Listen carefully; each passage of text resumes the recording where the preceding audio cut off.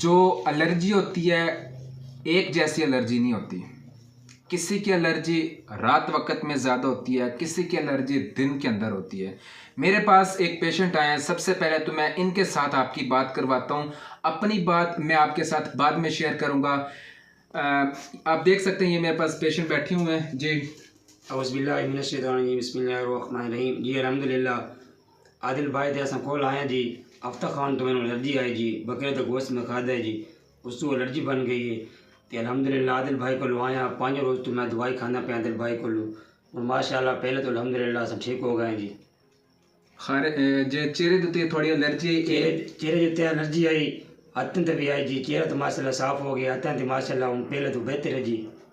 अल्लाह पाक शिफा दे इंशाल्लाह। इंशाल्लाह।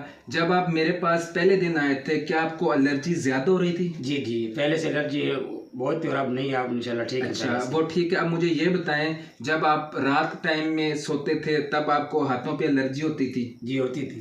तो मैंने आपको क्या इंजेक्शन लगाया पहले दिन? इन्होंने इंजेक्शन नहीं लगाया जी।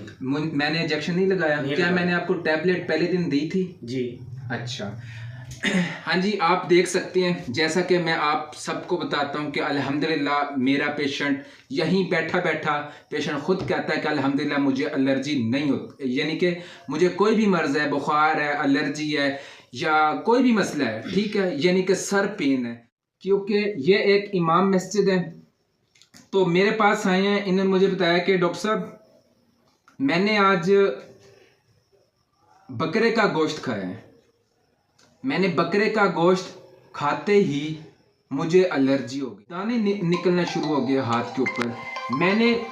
जब मैंने इनकी एलर्जी मैंने जब चेक की, जब मैंने देखा कि वाकई में उनके रेडनेस भी बनी हुई थी। मैं इंशाल्लाह आपको पहले दिन की भी इनकी हाथों की पिक्चर दिखाऊंगा, इनको मैं दूसरे दिन की भी हाथों की पिक्चर दिखाऊंगा, इनके जो हाथ तीसरे दिन वाले भी मैं इनकी हाथों की पिक्चर दिखाऊंगा।